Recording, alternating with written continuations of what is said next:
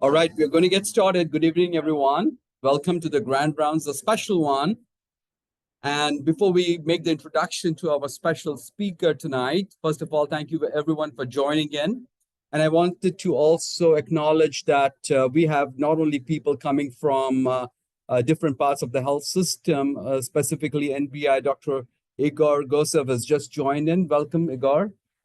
He's one of the cardiac surgeons who is fresh to the system, so welcome. And we have many other people joining in from the other parts of the health system. So we are looking forward to this meeting tonight for getting us all situated with our CME and MOCs. Let's go ahead and make sure that you have, let's see, it's the CME and the MOC credits. For that, you can just go ahead and text 25678 on the number 888-816-4893.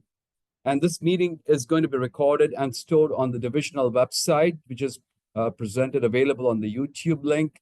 So you can go ahead and, as long as you have an SMS message to this number, you can go ahead and get your CME credit, provided you have your active profile in the Rutgers Cloud CME. And for the maintenance of the certification, you have a question that would require to be answered. And please go ahead on this link. You can scan and get the link. And the room code is Future 2025. Future 2025. And your MOC credits will directly go into your ABIM. So that's what can be availed of within the next 12 hours if you have an opportunity to get credit for. Now, with that, I'm really, really thrilled and honored and deeply privileged to introduce our Grand Round speaker, Kathleen Bigger. So Kathleen comes in a distinguished role of the 73rd President of the American College of Cardiology. She is the ACC's first non-physician president after having her degree in nursing.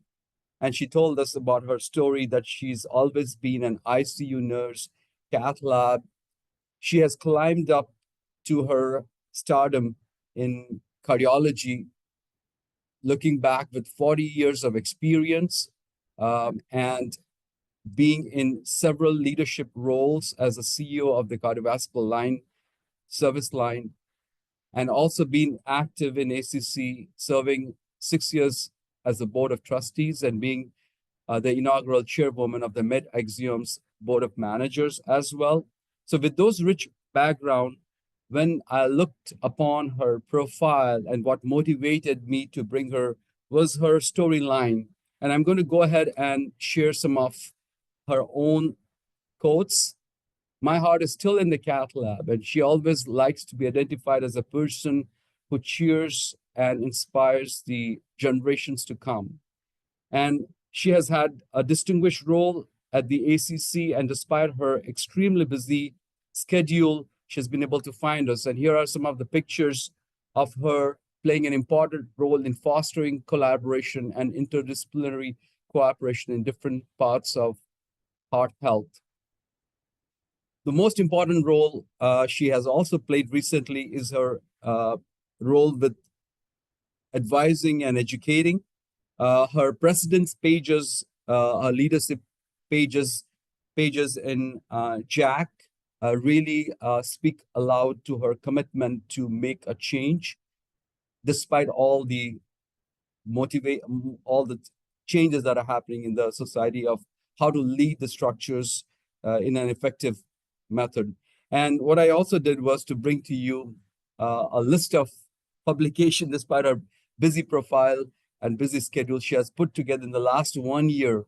And I would encourage you to go ahead and visit some of this leadership pages, because it really communicates the current situation, and you will find streams of information that are really motivating.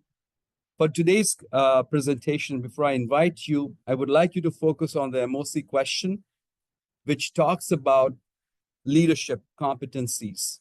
And she puts a few stories around here.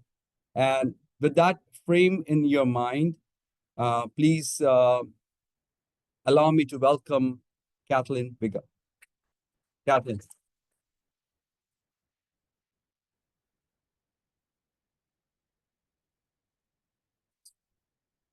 Perfect. Good evening. I hate podiums, so I'll just kind of hang out here if that's okay with you. And we'll actually teach to the test, so you'll be able to figure that out to get your MOC credits, because the ABIM is not on my top list right now of favorite organizations. So hopefully we're not being taped, but we're not done yet. So you're all phenomenal academicians and clinicians. So tonight is going to be a little bit different, because one of the things that I have really enjoyed doing this year is really making sure that we look at the power of the teams and look at the power of leadership. Because the reality is, especially the fellows that are coming out, we just don't spend time teaching them non-clinical competencies. So I was thrilled to be asked to talk about some of that, because in reality, without really good physician leaders, we really aren't going to be able to get through this trauma that we're dealing with right now across the states. And I was also saying one of my favorite topics to talk about are these environmental trends that we have.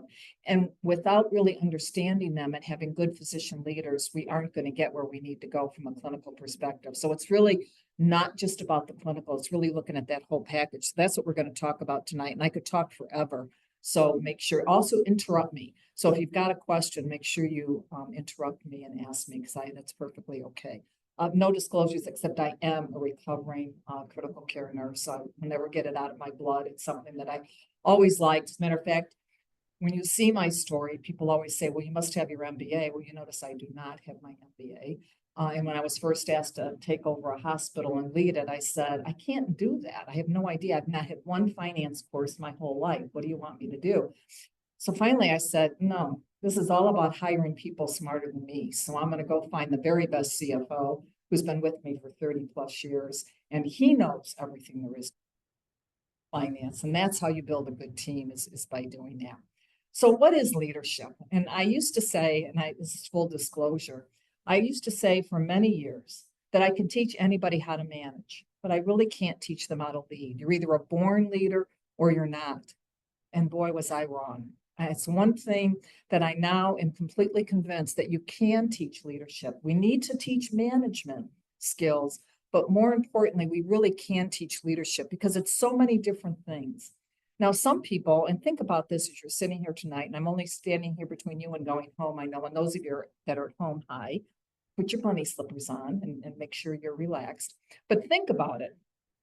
As a leader, what was important to you to really learn and to understand?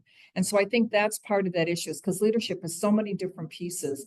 But I had a boss that told me once, and by the way, I was a real pain in the neck critical care nurse. And one of the things that set me on my leadership journey was a boss said to me, Sue Bethel was her name in case you ever meet her, she's in New York. But she said to me, Biga, you are a pain. And either you're going to be part of the solution or you're going to be part of the problem, because right now you're just part of the problem, because all you do is just keep jawing at me. So if you're really looking at leadership for what you want to do, look behind you. And if there's nobody following you, then you're not leading.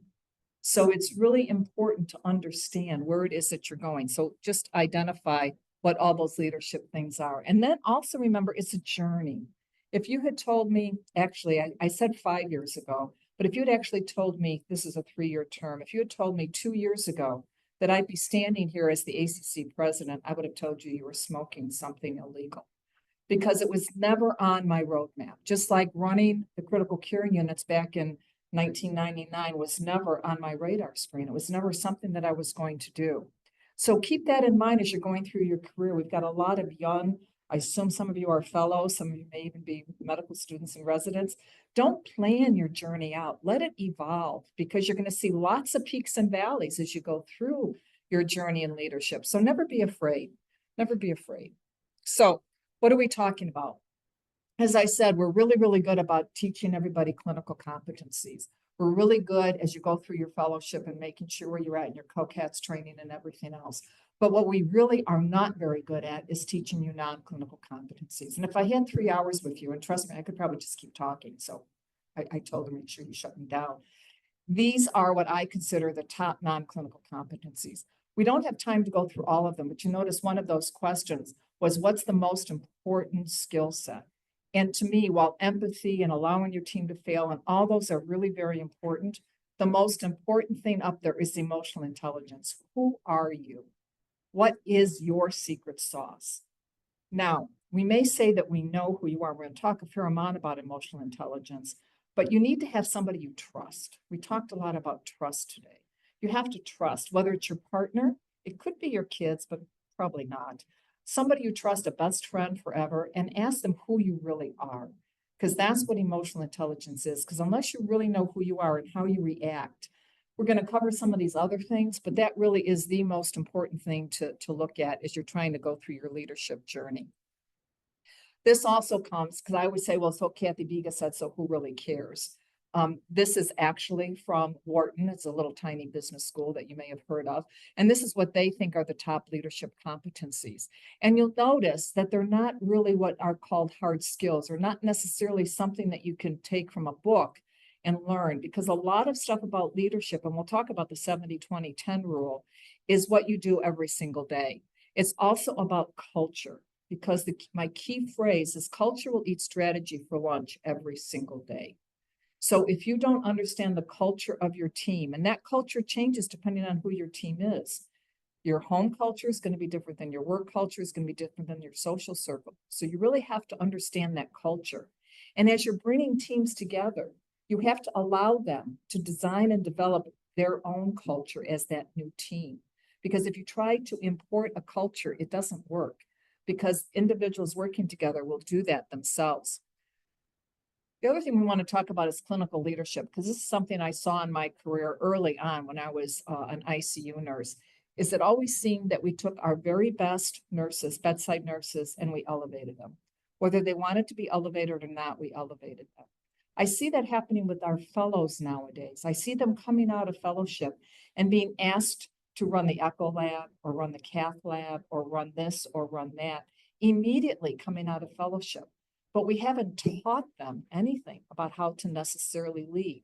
And this is, I think, more true in clinical leadership roles than it really is in other business areas.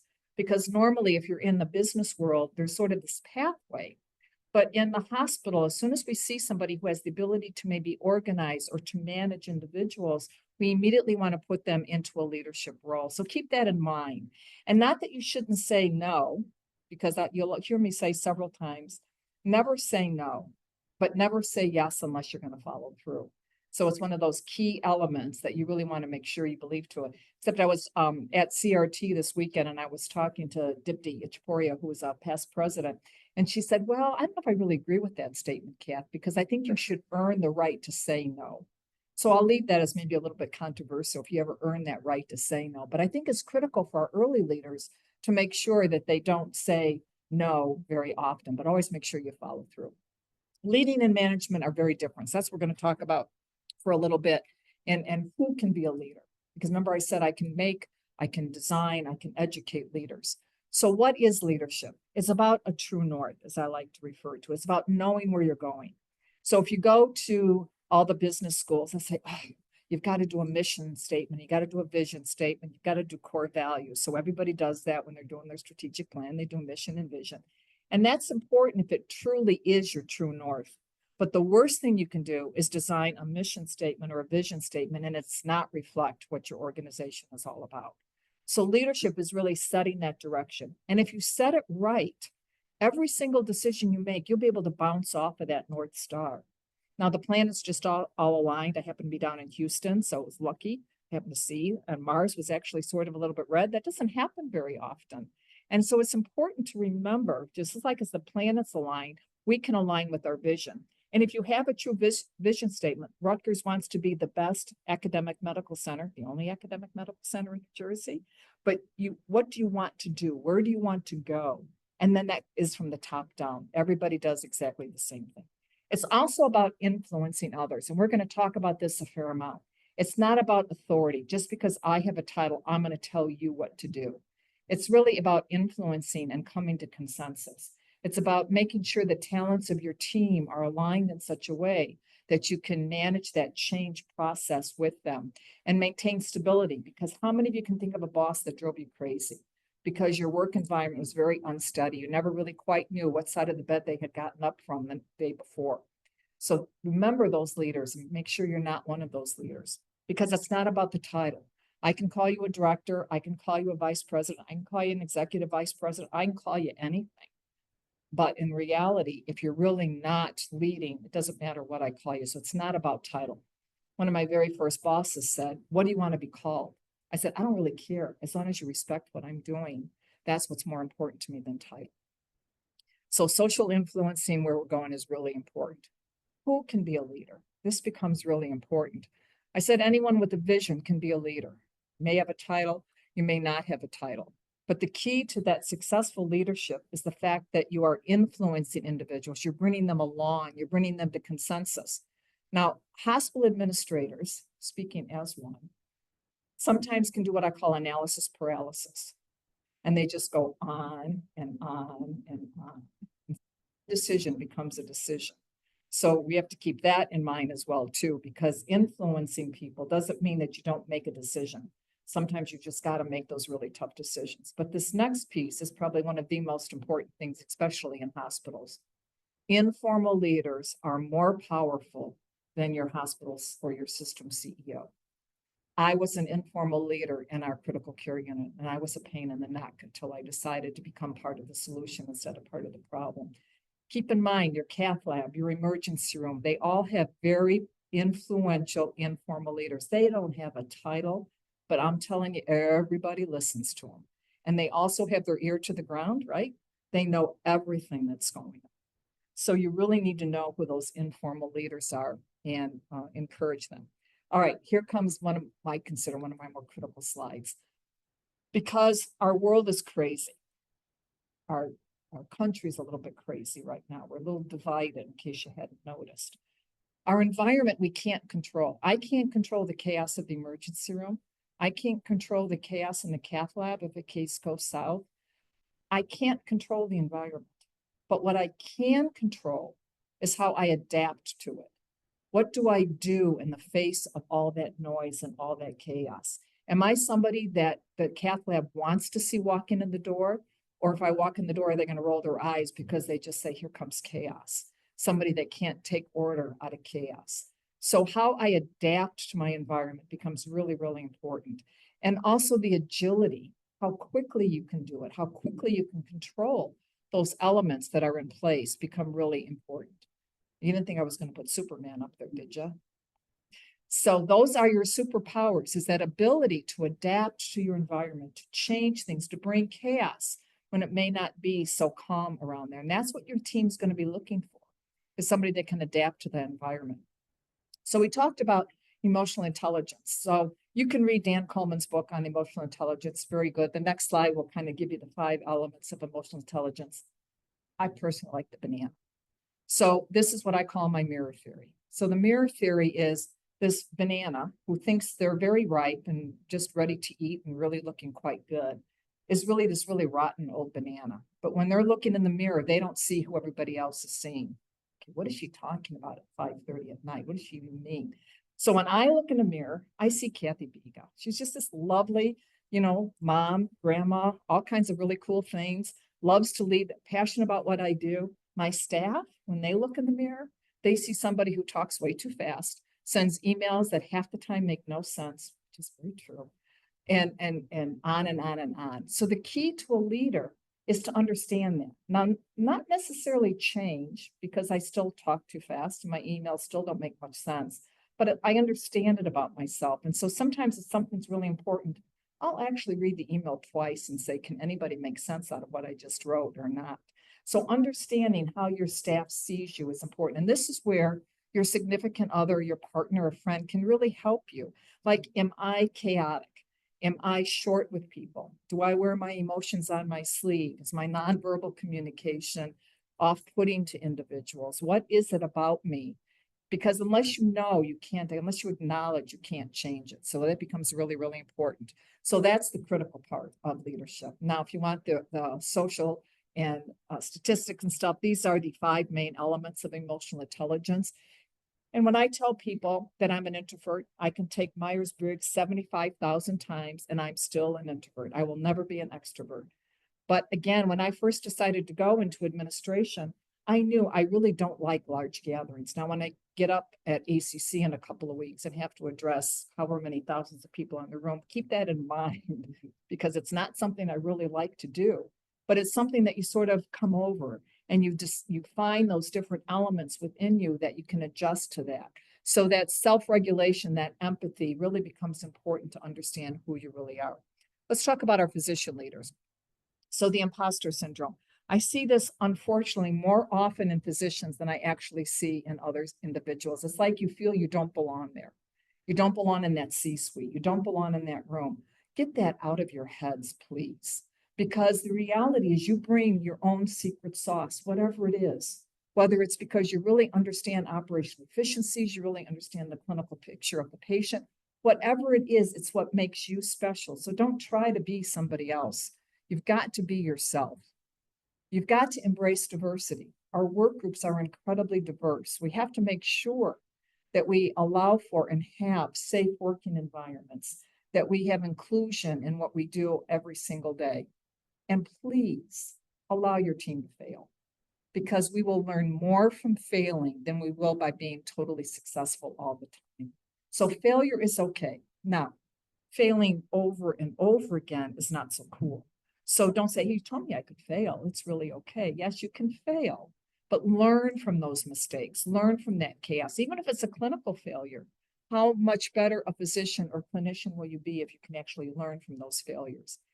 And make sure that you understand what's going on in the situation. The worst thing that can happen is misreading a situation, assuming something that doesn't necessarily happen. So make sure that you have situational awareness. The other thing that I find in healthcare leaders, probably more so than other parts of work environments, is that lens that we're looking at with. And especially when I have board meetings, my really good board members can check their personal agendas at the door. And that becomes really important, is making sure that you're thinking for the group. So when I do my onboarding for our board, we're employed, but and we don't call them a board because the hospital wouldn't like that, but we call them a practice operating committee. When I onboard our new physician leaders, that's sort of the message I say to them is you're here, not for yourself, but for the other, we have 120 cardiologists. I said, for the 120 cardiologists that you're representing them. So make sure that you either are using multiple lenses, but make sure that you don't have an axe to grind, so to speak, a personal agenda that really wants to get you to an endpoint. Understand, again, it comes back to that emotional intelligence and that self-awareness component. So 70-20-10, we talked about that. So here's the one, there's probably 2 slides on this. Can leadership be learned or not? So the 70-20-10 rule, when I went back for my master's, again, I was going to be clinical in nature. Obviously, I took a really weird left-hand turn there somewhere. 70% of what we do in leadership, we learn on the job. Now, is that not true? Whether you're going through whatever crisis, a code, something on a strategic planning, you're going to learn from that day-to-day on-the-job training. That's 70% of how you learn to be a leader, watching other people.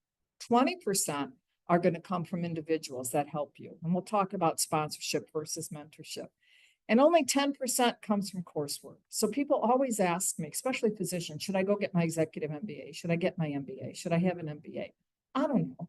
Do you want an MBA? I ran a hospital without one finance course. So do I think you have to have the letters after your name? No, I really don't. But if it helps you become a better person, if it helps you have the skills and the tools that you need, then yes, then get that MBA. But don't believe that just because you have an MBA or an MPH or whatever your master's might be in, that it makes you a better leader, because that's not necessarily true. So 70-20-10, it's a really important rule. And because I think it's so important, I just did it one more time. And it's where places like ACC and MedAxiom and those organizations, because I grew up with MedAxiom back when I went out of hospital. See, I thought physician offices were run by wives, because all the physicians were men back then. And that I was never going to be on the physician side of things. I was in hospitals. We were running hospitals. Now I would never really honestly go back to hospitals, because so much of our world is outpatient. And so much of our world really is in that area. The people in MedAxiom and ACC have given me those skill sets that I really need to do what I need to do. So how can you get leadership development? Well, obviously through ACC, and ACC There are several things in March that we will be doing that is not all clinical. We had a business track last time and we did a crowdsourcing. This is very interesting. Katie Burlack, you guys all probably know her. She put something out on social media, and what came back is the #1 crowdsourcing thing that physicians wanted to have at ACC. It wasn't on Tabby Taver, it wasn't on tricuspids, it's on private equity and unionization. So it's these non-clinical elements that impact physicians' lives that they really wanted to learn about. So that's what we're doing. So you'll find these different elements and more of the conferences that we go to. And networking with people, networking. Whenever I don't know anything, I just pick up and find one of my Mid-Axiom colleagues, because whatever I don't know, they all know. Can I teach leadership? Yes, but please nurture your leaders. I said this yesterday when I was at CRT, and I'm a nurse, so I can say this. Unlike physicians, nurses tend not to be very nurturing to their young. I don't know why we do that. We did that in critical care all the time. Make sure we embrace our young. Make sure we understand that you don't learn everything overnight. And so while it can be formal in nature, such as grand rounds and those types of things, it's really on that day-to-day thing. When you take somebody under your wing and you explain to them what a balance sheet looks like or what a return on investment looks like. So that development of leadership is ongoing. I learn something new every single day. It's just amazing to me what I don't know. And knowing what you don't know is also a hallmark of a good leader, making sure that you understand what it is that you don't understand. Mentors versus sponsorship. I didn't have this in my talk for a long time because physicians are incredible mentors. You start it from med school days and you go all the way through. You're phenomenal mentors. Not so much always on sponsorship. So what's the difference? We all need mentors. No matter what stage in our career, mentoring and coaching is really, really important. But sponsoring somebody, stepping back, no matter how high you get, making sure that you're lifting up everybody who's underneath you.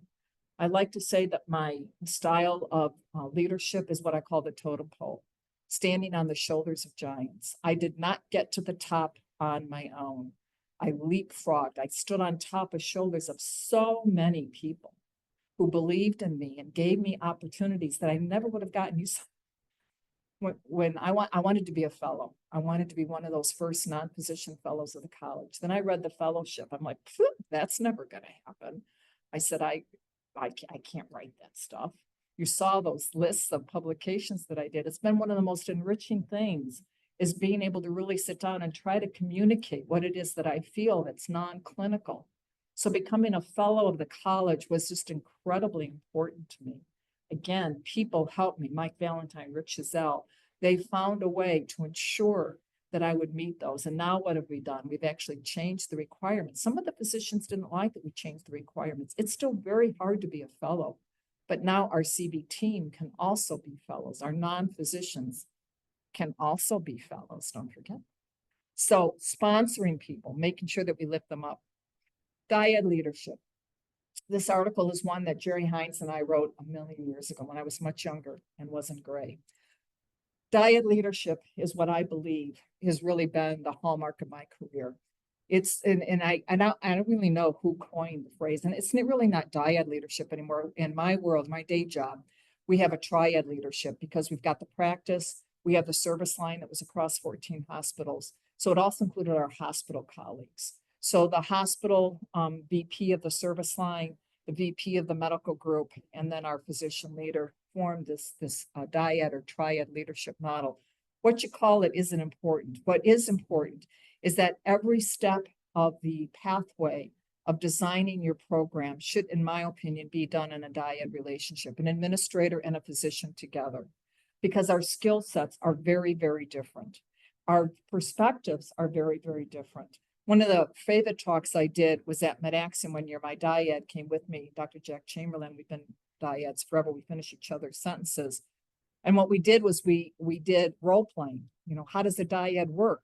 And we were trying to do, I was trying to blow up my heart failure clinics. Now, remember, you guys flew me out here. Very grateful that you flew me out here. I could talk to my team till I'm purple in the face. They don't listen to me. So I had to bring somebody else to tell them that our heart failure system was broke and we needed to blow it up. So, Okay, great. They came, they said it was broken. We blew it up. And so Jack and I kind of role played how that worked because Jack knew that it was all about the 4 pillars of medical directed guideline therapy. I knew that it was about financial sustainability that would make it work. And so together, we present these things. We've done that for every single subspecialty clinic that we've done. We now have 12 subspecialty clinics. So it's those complementary and overlapping skills that are so very important. And when we first started it, we knew we were never going to have a heart hospital. So we wanted a heart hospital within the walls of a hospital. We wanted to be very distinct as to who we were and what we were. And so we designed this service of excellence for cardiovascular service lines. And it evolved to over 14 hospitals. I was telling a couple people today, we've now gone through a couple divorces. So our system is getting smaller instead of larger. But the key to Dyad leadership is leveraging each other's perspectives because we look at things differently. Now, I do have the advantage of having a clinical background. I was a pretty good critical care nurse, so I understand the clinical component. But I had a respiratory therapist, I've had business people, I've had really good individuals that can align in that Dyad leadership by really making sure that you complement each other's skills. That doesn't mean I want my physicians to read balance sheets and to understand Excel spreadsheets at all. Just like I can't sit up here and tell you what the 4 pillars of heart failure are. I just know the drugs are really expensive and that I need to figure out how to get the patients compliant. So you do the clinical and then we'll implement it. And that's what a good dyad relationship really works on. And how can you be successful? Well, one of the things, and I didn't put this on here, but I should, is you also have to plan for succession planning. Because one of the things that happens with really solid dyads is they become so aligned with each other that if one of them moves on, it makes it really difficult. So keep in mind that you always want to make sure you're preparing your future leaders. Make sure you have the same core values, that same vision, because if you're both going different ways, it's not going to work. So you have to both know exactly what your true north is, where you're really heading for. The key is you share both the pluses and the minuses. So there are some things I won't touch. I'll call Jack and say, this is a doc issue. I ain't touching this one with a 10-foot pole. He'll say, oh, come on, you do it. No, those difficult, crucial conversations, he'll do his and I'll do mine. He'll do the same thing with me. These administrators are driving me crazy. You call them. Okay, I can call them. I can speak their language. So make sure you do share each other. They always talk about role clarity. We never had any trouble with that. You just sort of, learn how to work in each other's spheres and where you're going. And so this is kind of how we did it, when you're doing that integration. And I know that as Rutgers is looking at your 13 hospitals, how you really align that across the continuum becomes really, really important. Because trying to align 13 hospitals, trying to have that standard of care, my theory was we were called AMITA then, I want an AMITA branded cardiovascular standard of care. So it did not matter where I was coming into the system, it was going to be the same no matter where I was. So my patients knew it was the same no matter where it happened. So just a couple examples of different things that we've done. I just thought maybe if you haven't done dyad leadership, I find this works well. We also do a lot in recruitment. It's really interesting to me. Physicians tend not to be the best recruiters. I never can quite figure out why, but they really don't. So aligning on that becomes really, really important. So just a couple things on dyad leadership. Again, play to each other's strengths. Make sure that when you're setting up a dyad relationship that your strengths aren't their strengths because you want complementary strengths as we're looking at it. Make sure that we're messaging the same because sometimes, and it probably never happens in New Jersey, it happens in Chicago, they try to divide and conquer us. Like I'll get the first phone call or he'll get the first phone call, just trying to see if they can break us apart. Not that anybody would do that intentionally, but sometimes it happens. Okay, so leadership is really not about titles. We talked about that today. Matrixed all over the place. So now we're going to spend the last little bit that we've got together. Am I still doing okay on time? Okay. How we put this into action, how we actually make this work. So one of the things that I have found lately that is so important for leadership is because at least in Chicago, we're having a terrible access problem. We never had this before, but we have it now. I used to say that new patients had to be seen within 48 hours of that phone call. That's not happening anymore. We're 6 weeks, 8 weeks, 2 months, 3 months out unless they call Kathy Biga. That's not access to healthcare. If I call and say I need to get somebody in, I can always get somebody in. That's not the point. So the point of now that we take these leadership tools and actually decide how can we lead our CV teams in truly transforming care. And we do that by opening the door and making sure that we have equitable access to care. I don't remember where I stole this slide from. I didn't really steal it. I swiped it. You know what that means? You steal with integrity, pride, and enthusiasm. So I swiped this from someone because it really tells you a story. So the three kids are all at the ball game. They all know they're at the ball game. They all are being treated equally. They have the exact same size stool. So that's cool.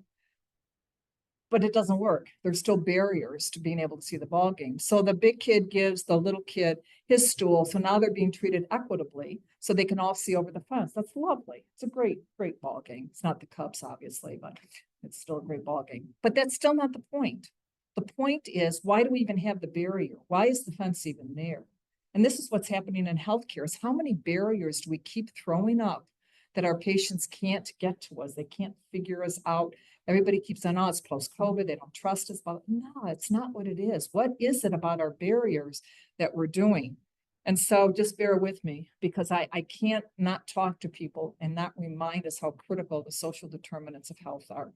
Because if COVID taught us nothing else, it taught us that as brilliant as you all are, and you're brilliant, and I hope that when I'm clutching my chest and looking up at the ED, that I see one of your faces above me ready to take me to the cath lab. You're great. But it's only 20% of my outcomes are going to be dependent on your clinical skills. Because where do I live? What's my education? Do I even understand what you said to me? I have no idea what you've just said to me when you handed me all these prescriptions to take. What my finances are. I can't afford the drug. So why are you giving me guideline-directed medical therapy? It's lovely, but I can't afford them. So what are we doing when it relates to personalized health plans? What are we doing to our care plans that really address our patients? How are we leading our teams to make sure that they're listening to our patients? Because the reality is we're only seeing the tip of the iceberg. Right now in the United States, we have all these sick individuals that are the tip of the iceberg. But look what's underneath that iceberg, because to be perfectly honest, ladies and gentlemen, we suck at preventative health care. We just do not do a good job. I'm convinced that at Thanksgiving, we're going to all have everybody take their blood pressure so they know what their blood pressure is. How many of you in clinic never tell the patient what their blood pressure is? It's like it's this big secret. And then we want them to be responsible for their own health. So look at all those individuals that are going to be getting sick, and how are we going to truly transform care and lead our teams so that we can take care of these patients. I won't belabor the points of the ACC diagram that they did. It sort of looks at all the complexities of our world, really looking at AI and digital transformation and remote monitoring and all the things that we deal with, that now says to me that I have a 300% ratio of administrators to physicians. Isn't that broken? Is that really what I need? A complex healthcare system? I still can't get to my patients. I still can't get my patients to trust the care that we're doing. So who provides the care? I used to say our care teams need to look like our patients. That's impossible. We're such a multi-generational, heterogeneous culture. No, but can I understand my patients? Absolutely, without a doubt. And I'll just 2 seconds on my heart failure patient. I used him several times. Came in every Monday to the emergency room, heart failure, get him all teed up, ready to go. Come back in the next Monday, heart failure. Talked to his wife, did all the stuff we were supposed to do, until finally one of the ER nurses said, "What is it you do every Sunday that you come in here in heart failure?" And he goes, "Oh, I go to my mom's. My wife hates my mom. My mom hates my wife. So I just go there after church on Sunday, and she feeds me all my Mexican foods that I love." I said, "Yeah, that are laden with salt." He goes, "Yeah, that's right. You didn't teach her my diet." One conversation gets to the point, one conversation. So our teams really have to look like and figure it out. So coordinated care, this is preaching to the choir, but it does require a team. It requires a team with everybody working at the top of their license. I do not want to see a physician rooming a patient. I do not want to see an APP rooming a patient. I want to see an MA rooming a patient or a patient care tech. I want the right skill set, because we do not have the resources anymore to have people doing the job that someone else can do. It's just that simple. I need my nurses to educate. I need my APPs to see my established patients. I need my nutritionist to figure out why my patient keeps coming back in on heart failure. I need somebody to help with diet. We need our community resource people that can help us with blood pressure screenings and lipid screenings. So I'd like you to meet Sam. Sam comes with me around the globe. Sam is my mom. I hid the protection, but now I do say it was my mom because my mom had me, God bless her, and my brother, who's a physician, and she was diagnosed with heart failure. And it is so typical. So she had two pretty intelligent kids. She was pretty intelligent herself. And she came home after her first stent in the hospital with heart failure. And I happened to pop over there on my way into the office. And she had all of these pills all over her eye. I said, Mom, what are you doing? She goes, I have no idea. I signed it. I said I understood what they were talking about, but I have no idea what I'm supposed to do with all this. So how typical is that? Because it's every day to us. But this was her, she had never been sick a day. She's Irish. She's never sick a day in her life until she wasn't.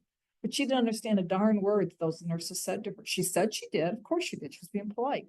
So Sam comes into our system. Sam comes in across your 13 hospitals.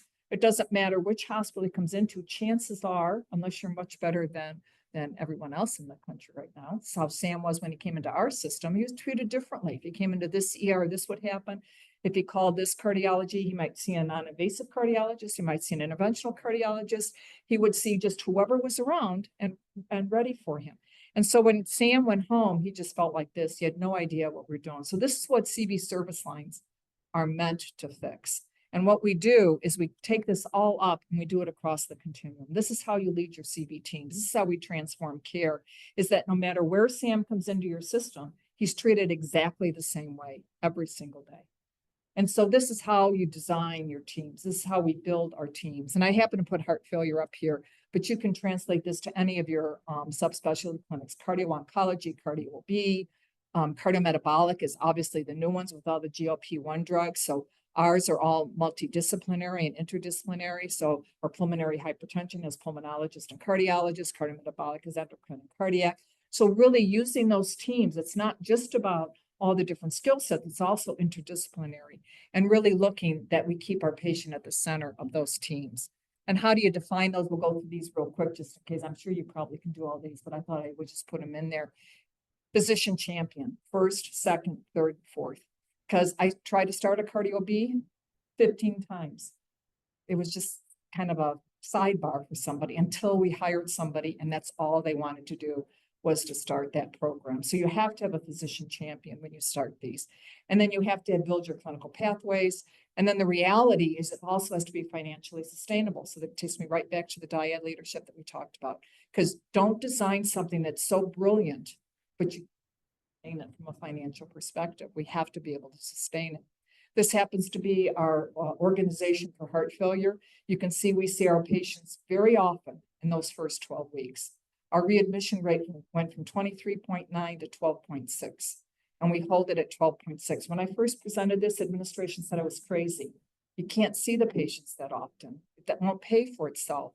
Well, it sure as heck did, because they stopped coming into the emergency room. We started diuretics in the clinic. We started outpatient navigators. So the patients don't call the ED, they call their outpatient navigator when their weight goes up. So seeing those patients early on really helps in designing and developing this.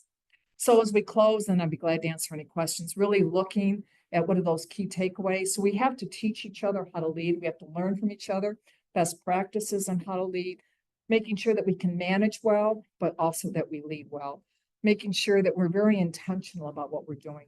Pick your partner, pick your Dyad partner, because you'll be together for a while.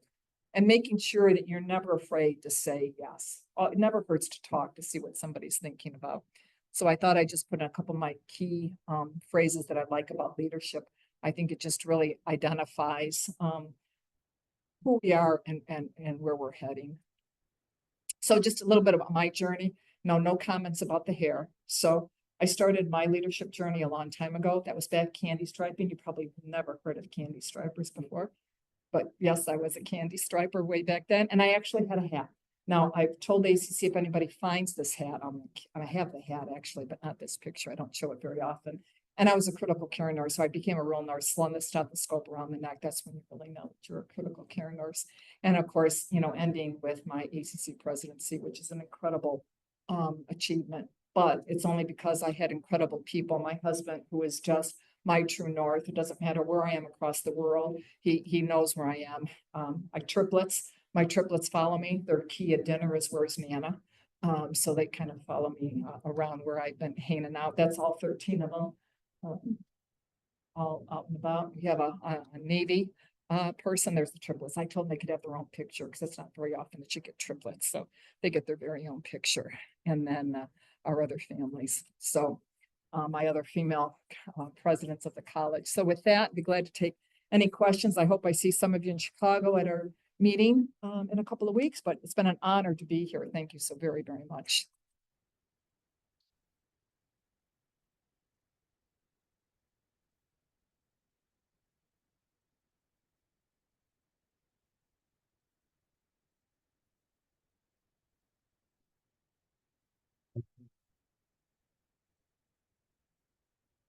I think what we also learned was during the afternoon sessions, and a lot of the faculty had a chance to interact with me.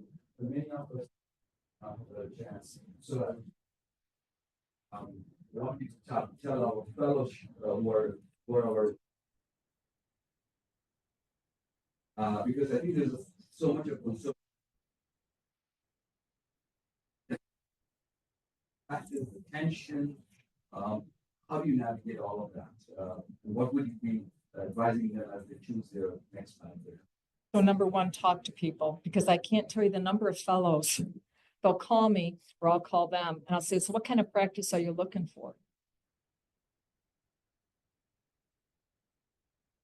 So think about what you want. Do you want to be in an environment where you have mentors around you all the time? Do you want to continue to teach? Do you want to do research? Do you want to do private practice, community-based? Are you ready for community-based? Because the other thing that we're talking a lot about in the college is how well prepared are our fellows for coming out into the real world? How many coding and documentation talks have you had? Or do you have me on your back going, why aren't your charts done? What have you been doing? I need your charts completed. How come you're not being specific in your coding and documentation? I don't want unspecified chest pain. If you give me unspecified chest pain, one more take you and beat you up. So those are the key things. So talking to people, not concentrating solely. Clinical is so important. You're like sponges. It's so important as you're going through your fellowship, but remember that there is an end to that point. So make sure that you want, because the thing that I've seen the last 5 years is fellows moving. So they're only in their first job for a year or two. That means that maybe we haven't educated them well enough to know what it is that they're looking for. So really think about what you're looking for, and please make sure you have things in writing. I know you want to trust everybody, but this is the real world. So make sure that you have the skill sets that you need for contract review, contract negotiations. Make sure you understand what the world is like out there. Make sure that you understand what the markets are like. Do you want an urban market? Do you want a rural market? What is it that you're really looking for? Do you want to see 40 patients a day, or do you want to see 6 patients a day? Or if you're in imaging, do you want protected reading time? That's been the latest thing in the community setting for protected reading time. And I get it. Cardiac MR, cardiac CT, PET, they all take a lot of time. We never have had dedicated reading time. So really understanding the dynamics of what kind of practice you're looking for. ACC has a thing on the website called Practice Made Perfect, their podcast. Look them up. There's things on there about how to look at a contract, how to pick a practice. One of my favorite talks that I give to fellows, how to choose your practice location. Because a lot of times it's the first time that you've been interviewing for a job since high school when you were maybe at Baskin Robbins or Burger King or something. So it's totally different. So make sure you're ready for that world out there. Just as a follow-up, joy and compensation, how do you equate? They don't. So, and actually the world of compensation and physician compensation is changed pretty dramatically, as has the role of FITs coming out. So the latest MedAxiom survey, if you haven't seen it, I'll just give you a little preview. It used to be that our fellows would come in making about 32% of what a full physician makes. The last 2 years, it's up in the 75%. So the cost of hiring fellows has gone up dramatically. What is that indicative of? A shortage, because we are in a shortage time frame. So keep that in mind. Also, the other thing that is really becoming obvious to us is that we are training for structural heart, not just intervention, not PCI, but only structural, or I only want to do structural imaging. I don't want to do echo or nuke, and heaven knows I don't want to see patients. So understanding how that works in an academic center versus a non-academic center is really important. Remember, 85% of the cardiologists practice in non-academic centers. So it's really important to understand exactly what that looks like in future years. Compensation. So the average compensation right now in the US for cardiologists, now remember, interventional EP, non-invasive, depends on the comp model, depends on all kinds of different things, but the average compensation sits somewhere around 800,000 in the non-academic centers, and that's for an RVU threshold of about 10,000 work RVUs at a time. That help? Yes, and but you did not answer about joy. Joy, whatever you do, I don't care where you work. Make sure you get up every single day, passionate about what you're doing and where you're going and what you're going to do. So to me, it doesn't matter if you want to go back to Burger King, but since you chose medicine, make sure that setting is something, because burnout comes from not having joy in what you do every day. You're only burnt out if you can't stand Epic because you just can't get past the administrative hurdles. Figure out, use ambient learning, use AI as tools to help us. But please, that's why I can't retire, because I love what I do. Love what you do, no matter what it is. Just please love what you do. Life is too short, because in spite of everything that we say, we're not going to live forever. So life is just way too short not to have joy and passion in what you do every day. Specialist or generalist? Well, you're talking to a person who's looking for 5 generalists. Medicare. There, number one, I didn't do this talk, but I will thank you all for working. So I truly appreciate it for working for all of us baby boomers, because you are paying for my Medicare, which is, by the way, the best health insurance I've had my entire career. So thank you for working. And that's part of the issue, is how we can figure that out, how we're going to actually do that with Medicare, because our system, our healthcare economic system is broke. Nothing's off limits except ABMS. Nothing. I think, yeah, sure.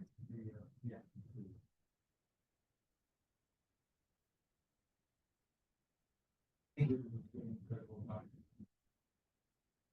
I'm one of the cardiac Like surgeons. My question is, any suggestions on bridging the gaps between these very strong?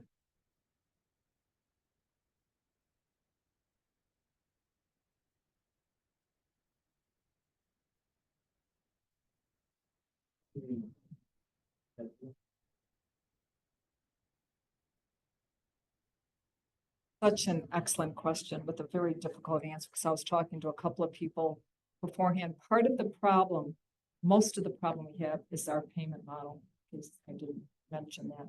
So we're in this fee for service world. So we're human beings. So what do? We produce. Everything we do, we generate an RVU. Everything we do, we generate a CPT code. So we produce. And when you look at our payment model, most physicians don't realize that how we get paid is run by physicians. It's called the RUC committee. And the RUC committee is a zero-sum game, as we were just talking about. So when you guys all of a sudden want to do tricuspids, or you want to do mitral clip, or you want to do TAVI, or you want to do PFA, or you want to do, the 10,000 new things that we do, you have to come to Chicago with all the other House of Delegates from the AMA. I call it the food fight, the quarterly food fight in Chicago. And you hassle dermatology and orthopedics and oncology and dermatology and primary care and everybody else, because the money is $1. And so if I'm going to give anybody more money, so this comes to this issue. It comes to the issue of guideline writing. It comes to the issue of how we design our service lines, because, and I'll just use vascular, because when we decided to go into vascular, talk about food fight. So I've got interventional radiology, I have my peripheral vascular interventional cardiologist, and I have vascular surgeons, right? pretty much can all do pretty similar things, except maybe I can't do open vascular, but I can certainly do all kinds of stuff. How do we work together so that we are not competing for the same area? So what we, and I talked to all kinds of people across the country, there's no right way to do this. What we did was we brought them into our comp, it's all about money. We brought them into our comp model. We designed the comp model in such a way that it was as fair as you can be. How do I define a fair comp model? If everybody's equally mad at me at the end of the meeting, it's good. Life is good. So that's how you design that comp model in order to keep it as fair as you can. But what happened? What happened was wonderful to watch unfold because they don't fight. They actually, it's now 8 years, we're up to 9 surgeons in there. They'll call, the surgeons will come into the cath lab, the cardiologists go into the OR. So it's a very dynamic, collaborative environment because we treat them all the same from a financial perspective. Makes it difficult. You know, it's the whole issue with tabbies. You know, who would have ever thought 10 years ago, 15 years, that we'd be floating valves and through. It's amazing when you think about it, but we've got to stop fighting with each other. And it's hard to stop fighting with each other when it's about the money. So redesigning what we do, I don't see it come, I don't know, who knows what's coming out of Washington. But you know, site neutrality is on the chopping block. There's all kinds of things we can talk about economic factors that are evolving. But until that incentive plan gets changed. But align incentives, that's the answer, align, which is what we did. So you want to talk about generalist? So what we do, we have what's called a time value unit. You don't get paid on RVUs in my world, you get paid on time value units. So seeing a level 4 office visit is as much as doing a cardiac cath. That's how you align the payment system so that there is no financial reason to do one over the other. There may be a personal, professional reason to do one over the other.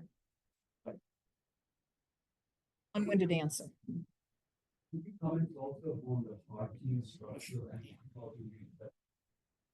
Yeah, so heart team structure, you know, I think they sort of came to us when CMS was first trying to decide the battles between surgery and cardiology and what were we going to do with TAVRs and who was going to be in the room and how many were going to be in the room and how are we going to pay them.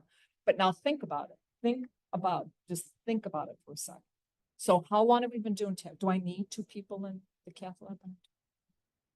And 2 people, one gets paid 62%, so nobody gets paid the full amount. We get paid 62%. Is there logic to that? What are we doing?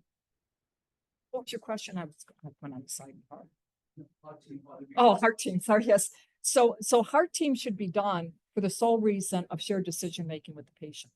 So this, to me, is the core issue. This isn't about economics, but it's truly about shared decision making. So we made the first shared decision making that was mandated was for ICD implants, right? After the big exposure with ICDs. How many of us really, really do a good job of shared decision making with our patient, really telling them the pluses and the minuses, the pros and the problems? So the heart team done right is for the patient. The other thing about the heart team that you need is you can't just do it with your physicians because the physicians are too busy. You need advanced practice practitioners. You need your APPs. They will be key to that heart team approach. And because they also are the ones that have the time to talk to the patient. So while you've got all the shared decision making, all the rules from CMS, but I'll tell you, my surgical APP and my interventional APP are critical in that heart team. They're the ones that really talk to that patient. This is what happens with the surgical valve. This is what happens with the TAVI. This is why we think XYZ is better for you, and really engage that patient. So I'm a huge believer in heart team, not just in procedures, but in heart failure and cardiometabolic and all those areas that we need to teach our patients what they're really doing. We need the team to do that.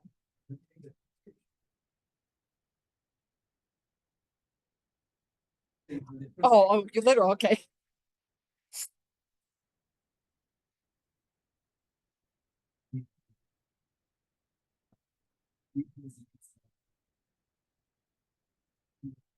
It does. I need you in the lab. I need you in the lab. I need you reading the studies. We have our service line.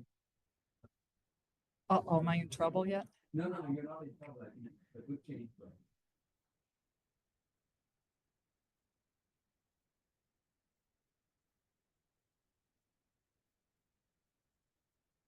That a loaded question. So we were late to the game. So as I said to you, Mid-Axiom is sort of my my true north. That's my true north. And so as I was watching my colleagues having one-to-one ratios of APPs to physicians, I'm like, you guys are out of your minds. How can you afford that? We started with 2 APPs.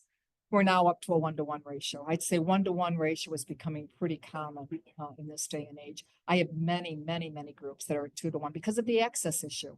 Because if I'm using my incident to and my shared visits appropriately is the right word there.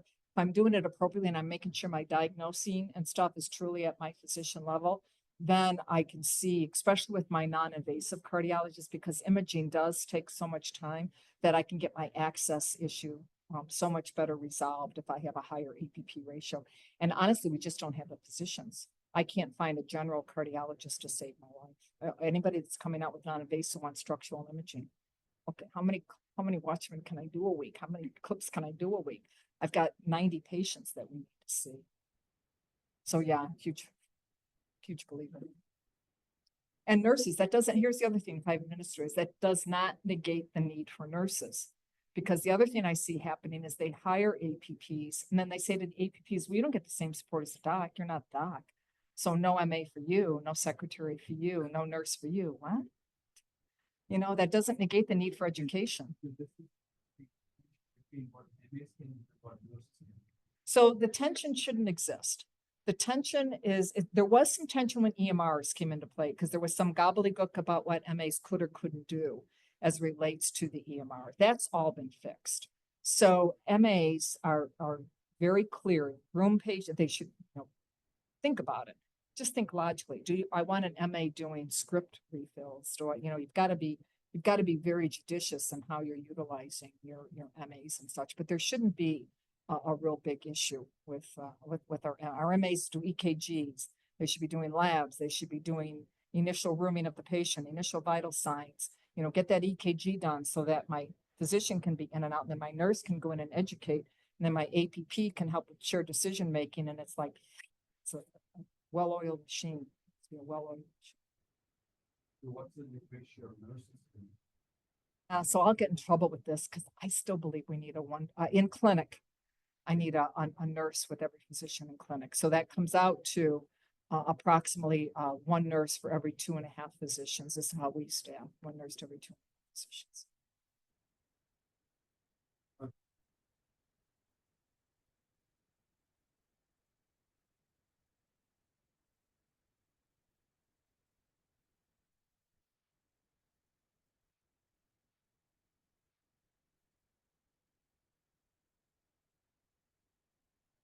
How the interdisciplinary focus? Do you have any perspective? Great. We're going to show one day in solved by the convention, that was solved by our. Accordingly, we all acknowledge the importance of this partnership.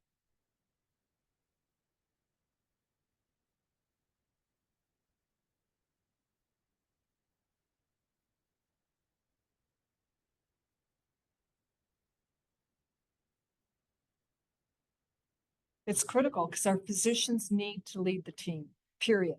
End of statement. But the reality is within that team, that leadership position is going to change depending on what that patient needs because the physician is just too busy. As I said, sometimes it's the dietitian, sometimes it's the social worker. We have to be confident enough in our own skill set that it doesn't bother us. It's not about power and control. It's all about what is best for our patient, what is the best thing to do. And it's about listening. With all due respect, you often don't have time to listen. You don't. So, and that's okay as long as you allow there to be time to listen. So I'll have one of my very busiest physicians. If he's in a room 5 minutes, it's a lot for him. But his patients never, ever complain because they are so well inundated by his team. His team would do anything for his patients don't call and ask for him. They call and ask for Mary, who's been his nurse for 500 million years. So that's what your patients get to know. They get to know who your team is, and it only makes your life that much easier. It really does. So why people object to teams, I'm not sure. They do, but that's okay. You can tape me on that. That part's okay. Questions? Yes. Yeah.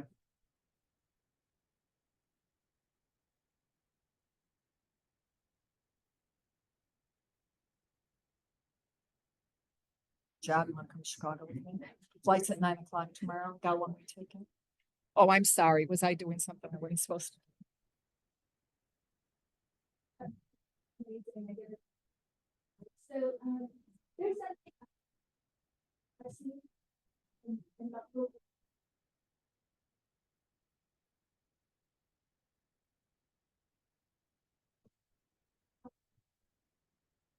Here, what people who are not clinicians and the finances, and they don't see out of, whatever you recommend.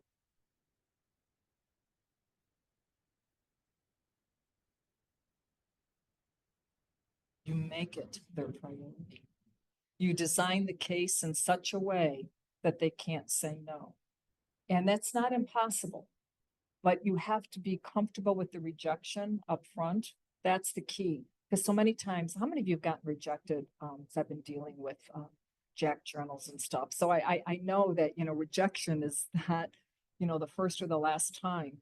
But oftentimes when we're talking about systems or different things that we need. And capital is a really good example because when I first left clinical, I desperately need an echo machine. Do you know how much money I make on echoes? And I can't get a decent echo machine, or I can't get a decent this or a decent that. And it's so hard to understand the finances of healthcare systems.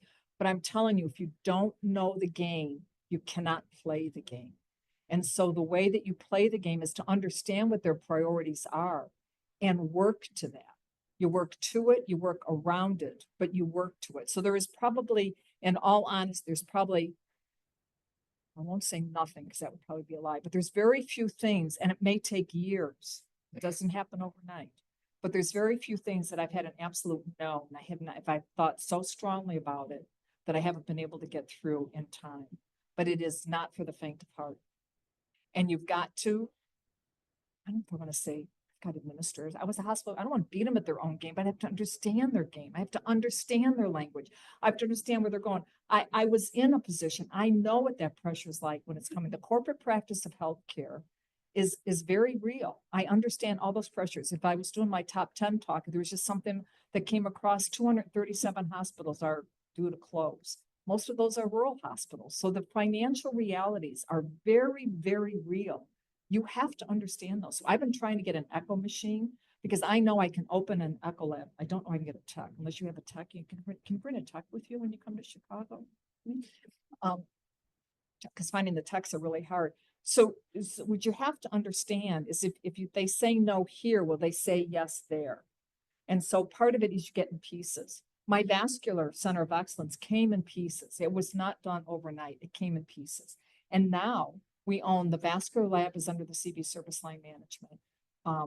The reading panel is all radiology gave it up. They didn't want it. So they gave it up and gave it to us because radiology's having a lot of their own issues and trying to find enough workforce. So there's just a question of understanding where you're going. I don't like to be told no. I think it's the same thing. I feel like action from the people take that with time, and Reapply. Yeah. Somebody else said to me, I can't break through the glass ceiling. Okay, so don't break it. Go around it. Because when you get up to the next floor, you're still going to be on top of the glass ceiling looking down. So don't view it as a barrier like my kids did. Just take the barrier down, go around it. Don't waste your time or your energy trying to do something that you can't. Banging your head against the wall is going to give you the same headache, number one. So figure out another way to do it because chances are there's another way to do it. what is it your patients is trying? How do you do it? Oh my You God. want to know. Can I have a drink? Yeah, so that's a really good point, not to make light of it. Your own emotional gas tank has got to be full. So when you know that it got to this point as we were going through this last divorce, I said to my dad, I got to go away because everything they were doing was annoying me. And I could not help them help themselves because everything they were doing was annoying me. So you've got to step back and you've got to regroup because you're no good to anybody if you're getting frustrated.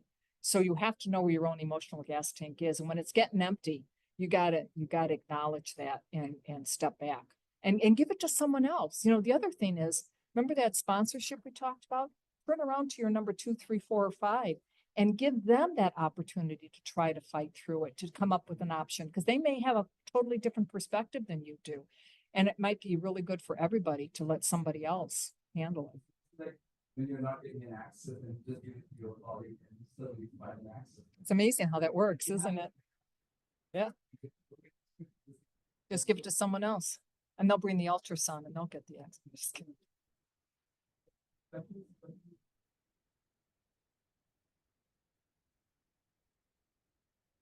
Oh my gosh, I'm really late. I'm sorry. I think we have had a wonderful meeting and after presidency. So because this is a very information. I would say with full honesty that we are still evolving. We just people and you it's a your babies, right? Just formulating story at the moment, and so I guess we'll take the lead and we'll try to do the role plays and finally. It's okay being in the NICU because eventually you get out. Thank you, Thanks, everyone. everybody. Thank you.